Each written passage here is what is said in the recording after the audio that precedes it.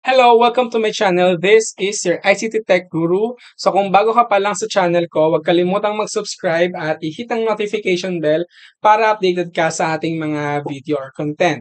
So dito po sa aking channel, marami pa po kayong video na pwedeng panoorin at paniguradong marami kayong matututunan sa mga videos. So isa ka bang pre-service teacher or currently isang teacher na nahihirapan o nag-i-struggle gumawa ng lesson plan? So this video is for you. So may na-discover akong isang AI website or isang website kung saan pwede tayong gumawa ng lesson plan gamit ang artificial intelligence. So madali lang lahat ng mga steps na pwede nating gawin. So let's go now to the video. Okay. So, ang una yung gagawin is magbubukas kayo muna ng browser. So, okay? Or pwedeng Google Chrome or pwedeng Microsoft Edge. So, dun sa address bar, ang gagawin nyo lang is itatype nyo lang is auto classmate. Classmate. So, ayan. So, ang gagawin nyo lang, type nyo lang yan, tapos isi-search na. So, dito, na-discover ko din, ayan, itong website na to, nakita ko lang siya dun sa Facebook. So, gusto ko lang talaga i-share sa inyo. So, auto-classmate yung pangalan ng website. So, ito yung unang-unang link na makikita nyo. Yun yung i-click natin. So, nakalagay dyan, autoclassmate.io. So, click natin yan.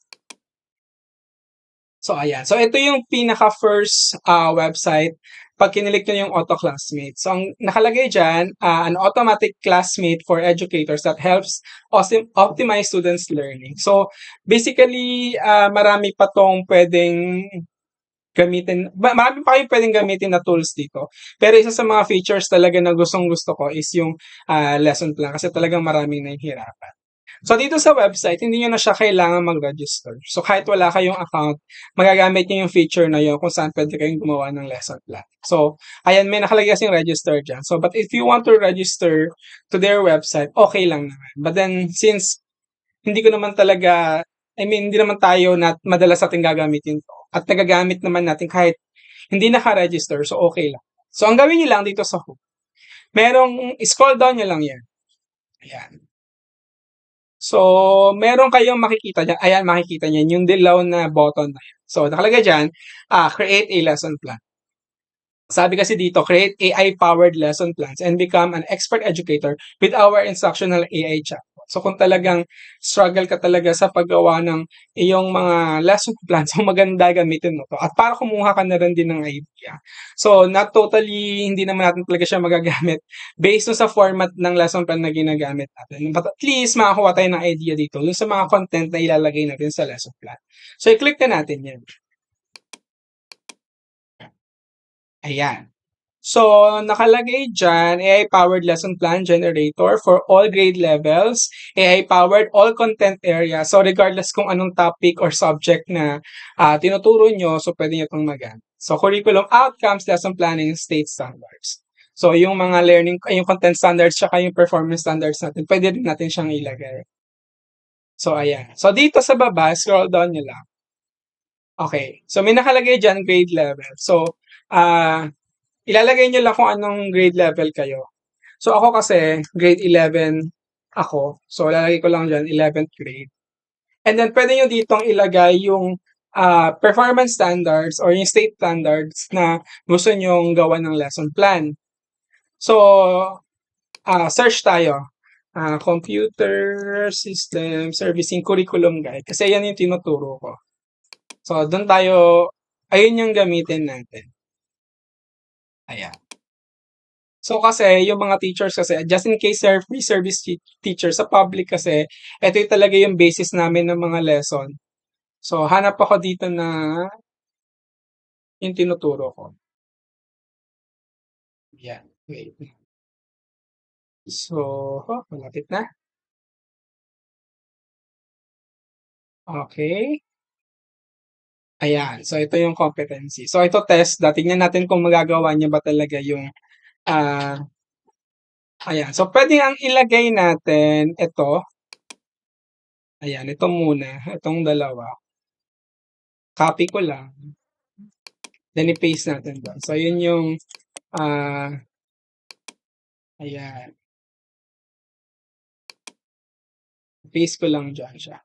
Tapos dito sa content area, ang lalagay natin, let's say, computer system servicing.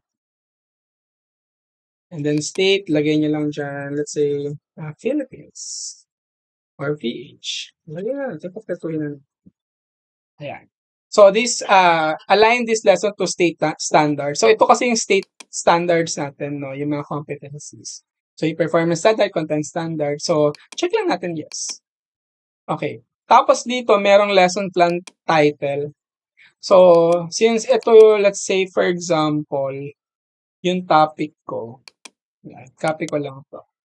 So, bahala na kayo ha. Sample lang naman to. Then, paste natin. So, ayan. So, okay na lahat. Then, kung tapos na kayo, okay na yan. Tapos, ito talaga yung mga, ito yung gagawin nyo. Gawin nyo lang, generate lesson plan. So, dito sa box na to, ayan. Magka-create siya ng lesson plan. Tapos, mapapansin nyo, para siyang yung usual format or yung traditional format ng lesson plan. But then, ayan, nakalagay dyan yung title, yung grade level, then kung ilang minutes siya. So, tama yan, 2 class periods yung akin. 2 hours kasi yung computer system servicing sa amin. Tapos ayan, yung mga learning objectives. You know, yung mga teachers talaga, lalo na yung mga pre-service teacher, kung mag-OJT ka pala. Ito talaga yung pinaka mahirap, lalo na sa mga bagong teacher, yung mag-isip ng objective. So at least, using the auto-classmate or using the artificial intelligence, makakapag-create tayo ng mga objectives natin. So ito yung mga materials, yung procedure, ayan, may introduction dyan. Tapos understanding OHS policies, discussion yata yan, planning unit assembly, hands-on activity, 40 minutes. Ang galing, no? Meron na talaga siyang kung ilan yung allotted na time for that specific portion or part ng ating discussion. So may group presentation, reflection, ayan na siya. Assessment, nandiyan natin, kompleto na rin siya. Ayan. Tapos ito, nakalagay siya, kinonect siya to the Philippine standards. Ayan siya. Iko-connect mo siya. So, usually kasi, lalo na sa amin sa DepEd, meron kaming mga integration within in a cross-curriculum. So, it's good na ito, gamit tong tool na to, nakapag-provide na din ng mga ganung klase. So, ito na, nandiyan na siya lahat. So, engaging learning activities, ayan. Pwede natin kunin yan, tapos i-copy natin sa lesson plan natin. Ayan. So, kompleto na lahat halos ng part or portion. So, regardless kung anong subject na tinuturo nyo, pwede nyo gamitin at gamitin itong tool na to para gumawa ng lesson plan. But then again, syempre, hindi natin siya mababago according sa format na ginagamit natin. But then at least, makakuha tayo ng mga portion na pwede nating magamit or ng idea na pwede nating magamit sa format ng lesson plan na ginagamit natin. So, that's it. So, ayun lang for our tutorial. So, sana nakatulong tong video na to, lalo na sa mga struggling teachers, kasi everyday nakakapagod gumawa ng lesson plan.